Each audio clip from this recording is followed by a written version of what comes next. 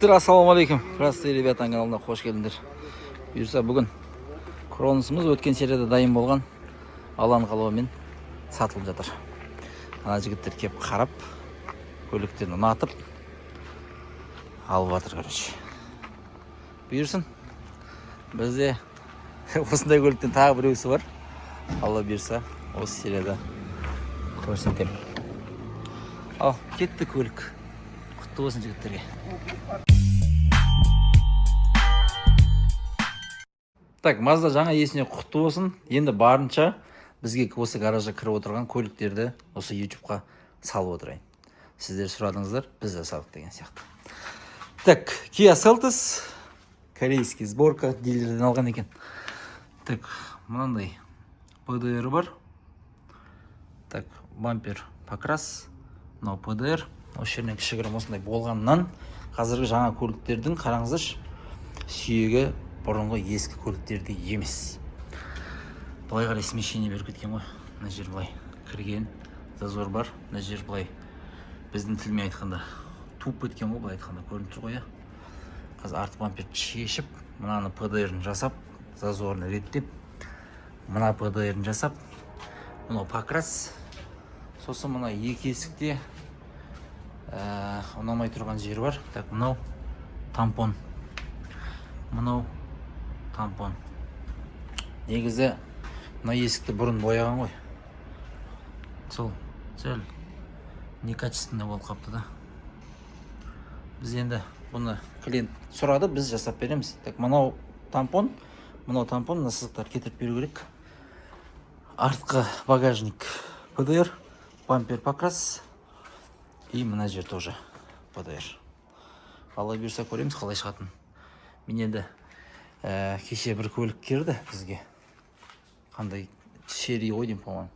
PDR жасап мен де үйреніп отырмын Асекеңнен.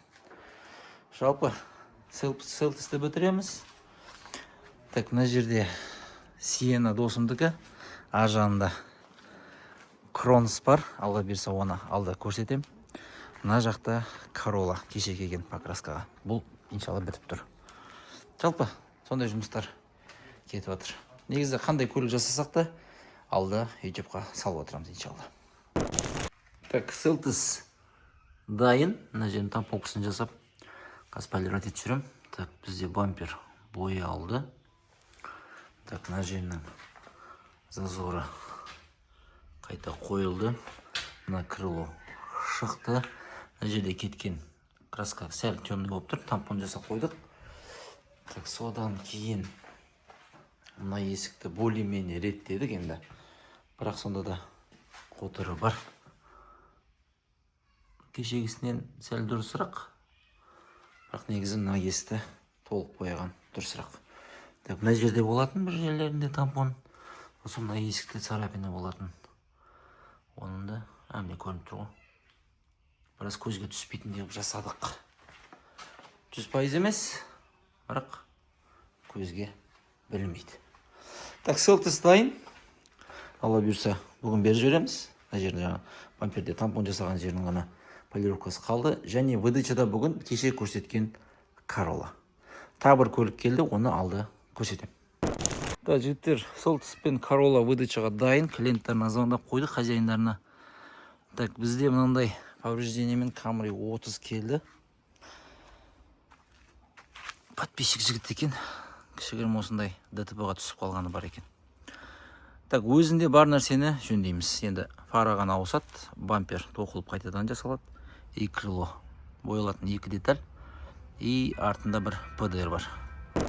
Так, PDR-ға тоқтайтын болса жігіттер, так, мына жерде міне ямка. И мына жерде мынандай. Осында қоса PDR жасап, көлікті дайындауымыз керек болады. Жалпы осы Camry'ді пока шұқылай тұрамыз. Тағы да майда шүйде кесе, онда түсірем. Так, Corolla'ны тапсырдық. Seltos кетті. Camry 30 күн тұр. Алла бұйырса бүгін боялады. Проектке, контентке оралатын болсақ, бізде Mazda Cronos өткенде көрсеттім ғой, қызыл. Кеше түнделетіп отырып жасикке алып, маған трамблерді ұнамай тұрған жері бар, және қадопкада бірдеңесі тықырылдайтыны бар. Сол диагностикасын жасап, бүгін базарға аралап, бүгін жасикке қайтып келдім негіз. запчастарды әдеттегідей досшадан алдым. Описаниеда номері бар. Бұйыртса, мә ол Кронос енді четкий Кроносқа жігіттер. Жүргізіп көру керек. Бұлай сөзбен айтқанмен көпшілік сенбеуі мүмкін, енді ескім көріп қой деген сияқты. Алла бұйырса дайын болғанда көрсетемін. Ой, жасикке келдім, жаңа заттарымды беріп кетейін. Так, Камридің покраскасына дайын. Кроностар қалды. Гаражда мына жұмысты бітіре берейік. Осындай соғылып келді ғой кеше. Так, бампер өзінікі. Фаралар келді. Так, мына жердегі сабля жетпейтін, бүгін базардан алдық. Міне түсі де келеді екен. Так, мынаның іші сыртынан паят етілді. Так, мына жерде де жыртылған. Енді бұйырса дайын. Покраска. Так, 30 Камри дайын. Так, мына жерден қазір бастап жібердім, өкінішке орай. Так, осындай дворник сызған ғой. Былайына. Қызылорданың жігіттері қонаққа келіп тұр екен. Осының тетіктерінде іштейді. Болды, әңгіме жоқ, бастаймыз. Болдық, полировка сызық кетті. Сол Қызылордадан ат телетіп келген ғой. Дархан, ассалаумалейкум. Уалейкум ассалам. Қалың қалай, жақсысың ба? Осы үшін келдім деп қойшы Алматыға. Иә, осы үшін келдім. Молодец. Дарханмен танысып, көрісіп отырмыз әйтеуір. Так, кетті сызығын. Все, доволен? Доволен. Жұмысың ба? Ол, дейсің. Жалпы жұмыс қырғын. Так, жаңа 50-дің лауовойын бітіп, ПДР бар еді, мына водительский есікте оны көлігін бердік, тапсырдық. Так, оған барып Кронос алып келдім кеше, жасик бір-екі нәрсесін жасаған, енді оны толық түсірілім жасаған кезде айтам. Так, мынау бізде 30. Бүгін кеуіп полировкасын алып, алла бұйырса ертең клиентқа БДЧ-ға дайын. Зазор осылай шықты. Асекең кеше түнделетіп отырып бітіріп қойған екен. Жалпы осындай болып тұр. Енді мына краска өңіп кеткен екен. Ескісі. Сәл біздікі енді свежий болып тұр. Жалпы көлік толық полировка жасаса келетін сияқты. Ал жігіттер, Камри 30-та иесіне тапсырдық. Риза. Так, мынандай Элантра кепті. Обвестерімен шіркін. Четко болып тұр ғой. Бетмобил болып тұр ғой. ПДР бар. Мына жерінде міне кішігірім. Так, мына жерінде біреусі бар еді, оны алып біттік.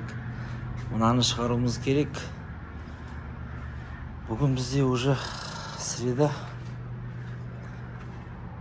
Уже ғана нені түсіруіміз керек, қызыл Мазданы алла бұйырса. Енді мына мен таныстырып кетейін. Содан кейін финишін ертең күндізгіні түсірермін. Так, мына жерде де міне кішігірім ПДР бар. Уже барынша шығарып бастадық. Клей шашылып жатыр, бәрі бытшыт болып. Осындай болып тұр. Так, мынаның бәрін кейінен тампонға. Бұрын соқ қалған ғой мына жерден. Сол кезде майысып, краскалары сынып кеткен екен. Енді клиент жаңа болғандықтан боятқысы келіп тұрған жоқ.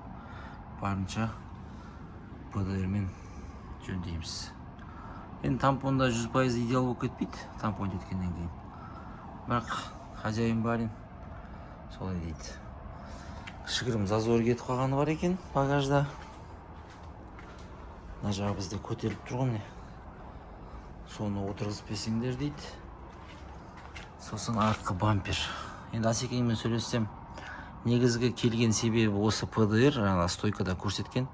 Амналардан үлгеріп атсыңдар, жасап жіберсеңдер депті. Алла бұйырғанын көреміз енді. Бүгін барынша тырысып. Жалпы таныстырып қойын деген осындай жұмыстар. Мына 3 күнде қанша машина келіп кетті уже.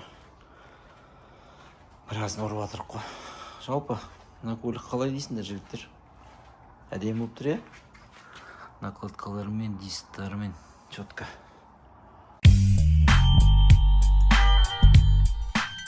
Ал жігіттер, Элантраның біраз жұмысы бітіп қалды. Біздің Маздада оған дейін дайын. Бұл қызыл Феррари ғой мен үшін. Біздің ярый подписчиктер білет бұл көлікті. Мына жерде менің мынандай росписім бар. Бұл көлік Астана қаласына сатылған болатын қыстығына. Сөйтіп, ол жігіттер бір реклама жасапты, көлікті сатайын деген ғой алдында. Сонымен біздің подписчиктердің мә деген дайрект деген толды ғой шіркін. Мына көлік негізі менен алыс кетпей жүр, алаң қалаумен. Мына Mazda өзінің есінде қалған көліктердің ішінде. Бүгін қайта сатылымда. Мына қараңыздаршы, мына зазорлар қандай керемет. Қып-қызыл. Феррари десе Феррари болып тұр ғой. Бұл көлікті бізден соңғы Нұрлан деген жігіт алған болатын. Күндердің күнде объявлениеден қарап қалам. Қарасам тұр екен сатылымда. Сонымен Жәнібек попросить еттім. Жәнібек сөйлесші, осы Mazda Katia'нан өзімізге кеп қалам екен бұйырса деп. Сонымен Жәнібек сөйлесіп, келіп, ақылдасып, саудаласып, міне көлік өзімізде қайта сатылымда. Мен білмеймін жігіттер, негізі ойымда болған, Виндомды сатып, қайта осыны алып қалсам ба депші. Өкінішке орай бұл жерде кондиционер ғана жоқ та. Ал қазір күн ыстық, Виндомда кондиционер бөлек жұмыс жасайды.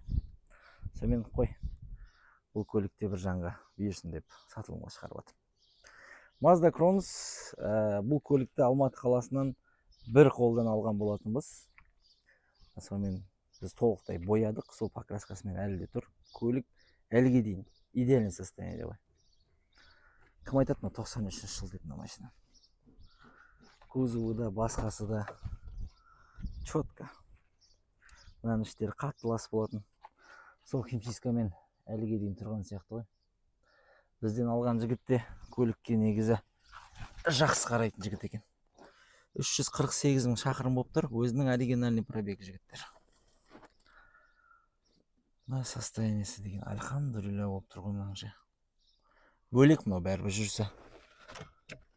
Мына кітапшаны да білетін шығар жігіттер. Кешеде Мейіржанмен сөйлесіп жатырмын ғой. Мәке, өткенде қызыл Мазданы қайта алдым. Астанадан Алматыға келді деп. Ол да айтып отыр, қайтқан малда қайыры бар деп. Сенен алыс кетпей жүр ғой, өзің алып қалмайсың ба деген сияқты. Жаңа айтқанымдай, бұл көлікте енді комплектациясында негізі кондиционер жоқ та. Әйтпесе оны толықтырып жасайтын едік. Міне баяғы дәптер ғой. 100 мың километрден бастап жүргізген ғой атамыз. Не жұмыстар жасады, бәрін жазған ғой жерге шіркін. Ё-майо. Осымен осы дәптерді қанша рет көрсетіп жатырмын дейсіз сіздерге. Так, ана бізден алған жігіт айтып отырмын ғой. Ол да біраз жұмысын бітіріпті. Жасаған. Мен Якко құйып жүргем. Жоқ, мен United құйдым. Одан кейін Якко, енді қазір Titan 540. Маңыздысы синтетикамен әліге дейін жүр ғой шіркін. Мен бұл көлікке катализаторды салған болатымын. Өйткені экологиямен проблема болмас үшін деген сияқты. Әліге дейін сол четко. Біз алдық, көлікте жасалған жұмыс трамблердің зажиганиясы ұнаған жоқ маған, өйткені дұрыс емес қойған екен. Астанада енді форсункасын тазалапты, свечасын ауыстырған соңғы жұмыстардан. Сосын менде артқы ходовкада 2 втулка стабилизатор мен артқы сергалар ауысты. Қалған жерінің бәрі альхамдулилля болып тұр. Мына жерге бәрін жазған екен. Қоса мен де не жұмыс жасадым, онда жазып қойдым. Клапан крышканың прокаткасында ауыстырдым. Жалпы осындай жұмыстар болып тұр 348 мың километрде. Барлық история бар ғой мына жерде. 348 мың болып тұр. Келесі замена майда моторда 352 мыңда екен. Сол себептен әлі 4 мыңдай жүруге болады. Оны біз ауыстырған жоқпыз. Так. Запаска. Осындай болады енді бізде де прямой эфирде. Запаска кілті, өзінің пульті, томограф. Жалпы бұрынғы состояние қандай еді? Енді одан жақсы болмаса жаман деп айта алмаймын. Қызыл гламурный ремендер дейсің ғой машина түсіне. Мә бұл көлеген шынымен жігіттер. Жүрегіме бір жақын қалып қойған сияқты ғой. Кеше Жасикпен түнде барып жаңа диагностика жасап аттық қой. Сол кезде астын көрсеттім. Көтереміз ғой немен подъемникпен. Жасик айтады ғой, мә мынау жаңа машинаның асы сияқты ғой дейді ғой. Салон тап-таза четко. Бұл көлікті 2 миллион 300 мыңға сатқан болатынбыз. Қысты күні. Қазіргі бағасы 2 миллион 200 мың теңге болады. Өйткені бұл жерде қазір қыстық дөңгелегін алдыңғы Нұрлан деген жігіт інеме бере салдым депті. 4 летний жағдайы өте жақсы. Енді жүрісі керемет бұл көлікте. бөлек жүреді, жұмсақ жүреді. Бір Mazda Cronos'тарда кішкене жесткість деген бар ғой. Жоқ, мынадай өзі әйбәт. Әйбәттің әйбәті. Биркалары бәрі. Жалпы.